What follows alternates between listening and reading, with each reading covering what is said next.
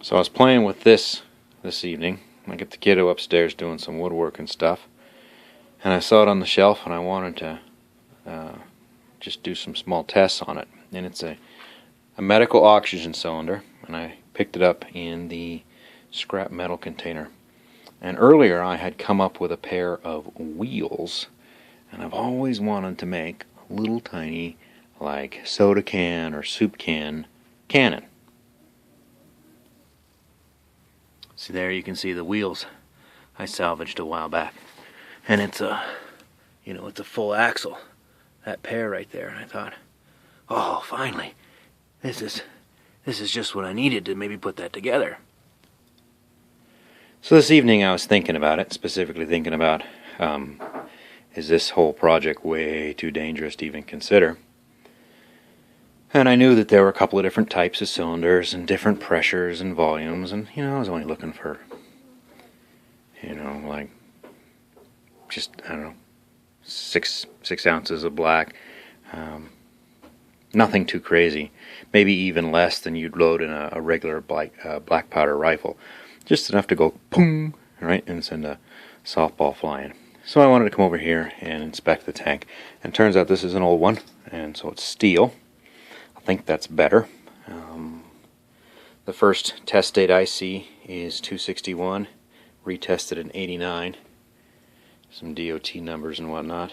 No actual pressures on it. So I just thought, well, if you're afraid of not living to see your child grow up, maybe a small air cannon you could speak of the devil. Anyways, I thought, well, maybe an air cannon.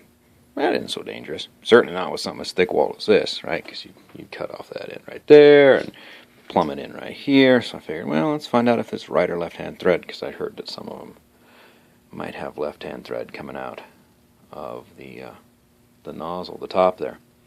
So I put a crescent wrench on it, and I couldn't budge it. And I mean, it's a 24-inch crescent wrench, right?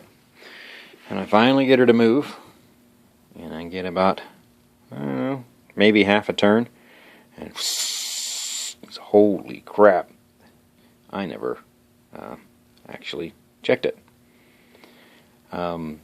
Yeah, this thing could have thousands of psi of oxygen in it. Why somebody would throw it away, how a cylinder that's sat on my shelves for 2 years and God only knows where it was before they threw it in the dumpster, before I finally got around to tinkering with it late tonight, I have no idea, but I imagine that would have gone quite badly had I actually managed to unscrew that.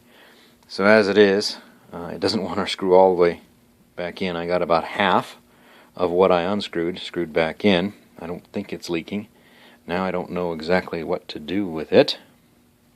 I understand they're somewhat valuable, but then I imagine it's like all the other welding tanks. You really can't sell them. Not supposed to, anyways.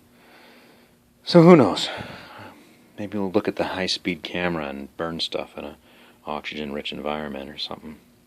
But yeah, I just thought I mean, it probably wouldn't have killed me because it would have gone, smoking off that way. But to be this close to 2,000 psi, maybe when it blew off, I bet it blew your eardrums. That would have been a very, very bummer of an evening. So, yeah, just thought I'd share that. I was being a total dumbass. But I now have a tank of O2. I gotta figure out what to do with it. And as far as I can tell, none of my torch stuff, I don't know how to make it all fit in there. So I can't use it up that way. It's just somebody's respirator tank. I don't know now. Now I'm quite curious. Now I don't know what to do. But crack the valve. Don't be a dumbass.